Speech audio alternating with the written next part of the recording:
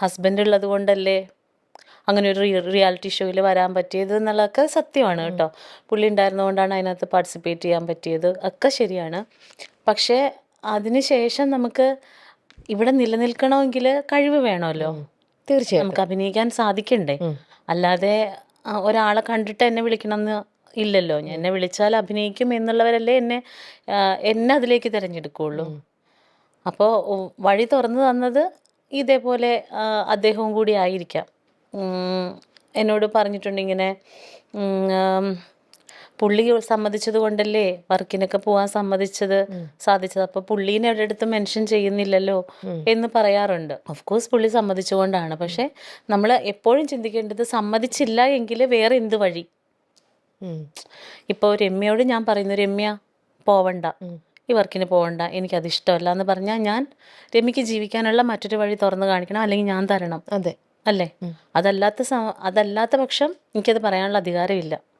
അപ്പം അത് എല്ലാവരുടെയും നീഡായിരുന്നു. ഞാൻ വർക്കിന് പോവുക എന്നുള്ളത് എൻ്റെ ഫാമിലിയുടെ നീഡായിരുന്നു. അത് ഒരാളോട് ചെയ്ത ഔദാര്യമൊന്നും ആയിരുന്നില്ല. അവളുടെ കലാജീവിതം വളരട്ടെ എന്നോർത്ത് ചെയ്ത ഔദാര്യമൊന്നുമല്ല, അങ്ങനെ ചെയ്തൊരു നന്മയല്ല. അത് ഞങ്ങൾക്ക് നീഡായിരുന്നു. ഞങ്ങളുടെ ജീവിതം മുന്നോട്ട് പോകാനായിട്ട് അത് വേണമായിരുന്നു. പക്ഷേ എല്ലാവരും ഈ ചോദിക്കുന്ന ചോദ്യത്തിനുള്ള മറുപടി അപ്പം എങ്ങനെയാ മഞ്ജു പറയാറ്? ഞാൻ ഒന്നും പറയാറില്ല. വളരെ സമാധാനത്തിൽ സന്തോഷമായിട്ടിരിക്കുന്നു, കുഴപ്പമൊന്നുമില്ല, നന്നായി പോണു എന്ന് പറയും. നമുക്ക് തുടക്കത്തിൽ നിന്ന് വരാം. മഞ്ജു ഞാൻ കേട്ടിട്ടുണ്ട് സ്കൂളിൽ ഡാൻസ് പഠിക്കണം എന്ന് ഒരുപാട് ആഗ്രഹിച്ചിരുന്നൊരു കുട്ടിയായിരുന്നു. കൂടെ ഉണ്ടായിരുന്ന കൂട്ടുകാർ ഡാൻസ് ടീച്ചർ അവരെ ഡാൻസ് പഠിപ്പിക്കുമ്പം ജനൽവാതിൽ കൂടെ അവർ ഡാൻസ് ചെയ്യുന്നത് എങ്ങനെയെന്ന് നോക്കി കണ്ടു പഠിക്കുമായിരുന്നു.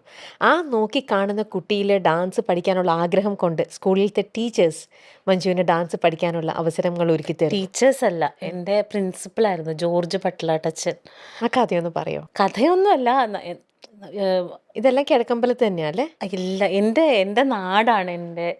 എനിക്ക് അവിടെ നിന്ന് എവിടെയും പോണത് ഇഷ്ടമല്ല. എൻ്റെ കിഴക്കമ്പലത്ത് നിന്ന് അതിനപ്പുറം മനോഹരമായൊരു സ്ഥലം, അതിനപ്പുറം മനോഹരമായ ആളുകളെ ഞാൻ കണ്ടിട്ടില്ല എന്ന് പറയാം. എന്നെ എല്ലാവർക്കും വലിയ ഇഷ്ടമാണ്. എന്നുവെച്ചാൽ അവരുടെ ഒരു കുട്ടിയായിട്ടാണ് എന്നെ കാണുന്നത്. അവിടുത്തെ ചേച്ചിമാരൊക്കെ ഇപ്പോഴും ഞാൻ അവരുടെ വീട്ടിലൊക്കെ പോവാറുണ്ട്. എന്തെങ്കിലും ആവശ്യം വന്നാൽ ഞാൻ അവരുടെ അടുത്ത് പോവാറുണ്ട്. ഷൂട്ടാണെങ്കിൽ ഞാൻ എങ്ങനെയെങ്കിലുമൊക്കെ ഓടിപ്പാഞ്ഞെത്തും. ഞങ്ങളുടെ അടുത്തുള്ള ആരുടെയെങ്കിലും കല്യാണമോ അങ്ങനെയൊക്കെ വരികയാണെങ്കിൽ എല്ലാവരും എനിക്ക് വേണ്ടി പ്രാർത്ഥിക്കുന്നുണ്ട്. അതൊക്കെ എനിക്കറിയാം. എന്നോട് എല്ലാവർക്കും സ്നേഹമായിരുന്നു. ആ നാട്ടിലെ ഒരാളും എന്നെ അങ്ങനെ മോശം അങ്ങനെയൊന്നും അപവാദം പറയുക അങ്ങനെയൊക്കെ ഉണ്ടാവുമല്ലോ. അങ്ങനെയൊന്നും അവിടെയുള്ള നമ്മുടെ ബന്ധുക്കാരെങ്കിലും പറഞ്ഞാൽ പോലും നാട്ടുകാർ പറയില്ല കേട്ടോ. അപ്പം ഇതെന്താന്ന് വെച്ചാൽ സ്കൂളിൽ ആദ്യം ശോഭ എന്ന് പറയുന്ന ടീച്ചറായിട്ടാണ് അന്ന് ഡാൻസ് പഠിപ്പിക്കണേ. അപ്പോൾ സ്വതവേ ആൺകുട്ടികളെക്കാളും പെൺകുട്ടികൾക്ക് ഈ ഡാൻസ് കളിക്കാനും പാട്ട് പാടാനൊക്കെ കുറച്ച് ഇഷ്ടം കൂടുതലായിരിക്കുമല്ലോ. അപ്പം ഞാനൊരു മുടിയൊക്കെ കെട്ടി വീട്ടിൽ ഇങ്ങനെ തോർത്തൊക്കെ വെച്ച് കെട്ടി അടിയിലൊരു ഉണ്ടൊക്കെ ഇട്ട് എപ്പോഴും വീട്ടിലൊക്കെ ഇങ്ങനെ കിടന്ന് ഡാൻസൊക്കെ കളിക്കും. അപ്പം അങ്ങനെ ഡാൻസിനോട് എന്തോ ഒരു ഇഷ്ടമാണ് അന്നൊക്കെ. അപ്പോൾ ഇങ്ങനെ പഠിച്ചിട്ടൊന്നുമില്ല, എന്നാലും ഇങ്ങനെ രാവിലെ പോകും സ്കൂളിൽ. ഈ 7:30 ഡാൻസ് ടീച്ചർ വന്ന് പിള്ളേരെ പഠിപ്പിക്കുന്നത്. അപ്പോൾ അത് കാണാൻ വേണ്ടിയിട്ട് അന്ന് ഡാൻസ് ഉള്ള ദിവസം നേരത്തെ പോകും. എന്നിട്ട് അവിടെ ഇങ്ങനെ നിന്ന് ഡാൻസ് കണ്ടുകൊണ്ട് നിന്നപ്പോൾ ഒരു കുട്ടി പറഞ്ഞു, ഈ പിള്ളേർ അവിടെ നിന്ന് നോക്കുക, ഞങ്ങൾക്ക് കളിക്കാൻ പറ്റുന്നില്ല. അന്നേരപ്പോൾ ആ ടീച്ചർ എന്നെ അങ്ങനെ പർപ്പസ്ഫുള്ളി അടിച്ചതല്ല, പോ എന്ന് പറഞ്ഞ് അടിച്ച കൂട്ടത്തിൽ എൻ്റെ കയ്യിൽ അത് കൊണ്ടപ്പോൾ എനിക്ക് ഭയങ്കര വേദന എടുത്തു. അപ്പം എൻ്റെ മനസ്സിൽ എനിക്ക് അവിടെ നിൽക്കാൻ പറ്റണില്ലല്ലോ എന്നിങ്ങനെ. പിന്നെ അന്നത്തൊക്കെ വെള്ളിയാഴ്ച ദിവസം ലാസ്റ്റ് പീരീഡ് നമുക്ക് ഡാൻസും പാട്ടൊക്കെ കളിക്കാം ക്ലാസ്സിൽ.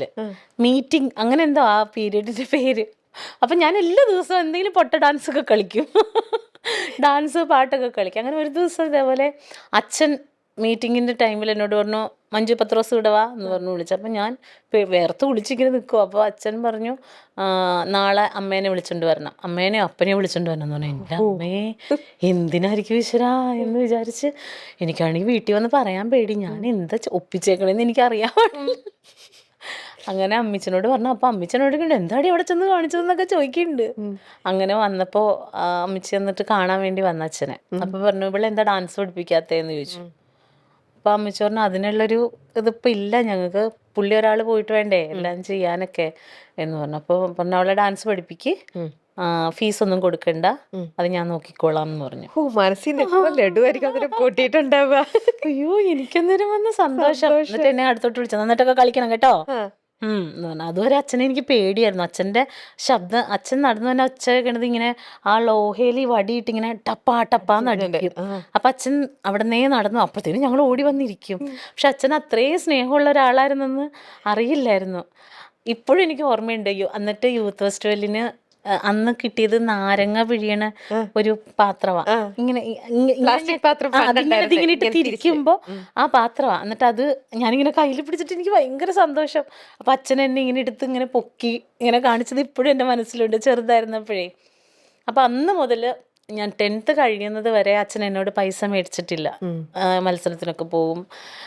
അങ്ങനെ സ്കൂൾ ലൈഫൊക്കെ ഭയങ്കര സന്തോഷമായിരുന്നു.